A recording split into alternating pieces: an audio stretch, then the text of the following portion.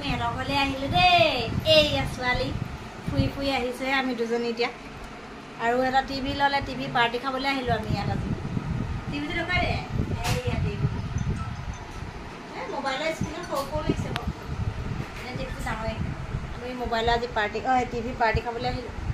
বজাৰ কৰি আহিছো এতিয়া বহুত সময় হ'ল আৰু এতিয়া ঘৰতে খানা খাই আমি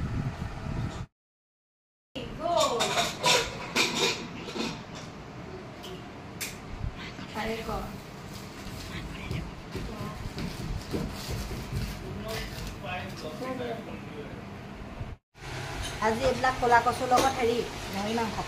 প্ৰথমবাৰ খাম আজি দেই আগতে মোক খোৱা নাই বনাম মানে ইয়াতে খোৱা নাই মানে মই গাহৰি বৰ নাখাওঁৱেই জানেই আৰু চবে বনাইহে দিওঁ ৰাইজে খাব ধুনীয়াকৈ বনাওঁ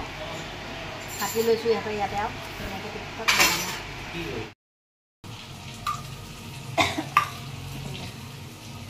এইটো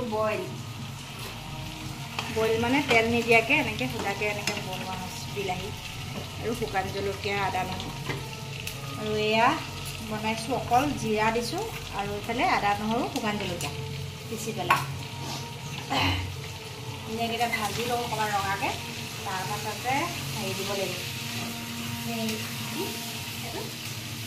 কচু থুৰ এয়া কচু থুৰ অকণমান ৰঙা হ'লে ভাল লাগে কাৰণে ৰঙাকৈ ভাজি লৈছোঁ এয়া পানী নায়ে দিয়া ইয়াৰ পৰা ধুনীয়া তেল আৰু কচুৰ পৰা পানী ওলাইছে এইফালে এইখিনি ৰেডি দেখিবলৈ বহুত ধুনীয়া আছে দেই এইখিনি হৈয়ে গ'ল ধুনীয়া ৰেচিপি দিলোঁ আপোনালোকে যদি কেতিয়াবা বনাই খাম বুলি ভাবিছে এনেকৈ যদি খোৱা নাই এবাৰ বনাই খাই চাব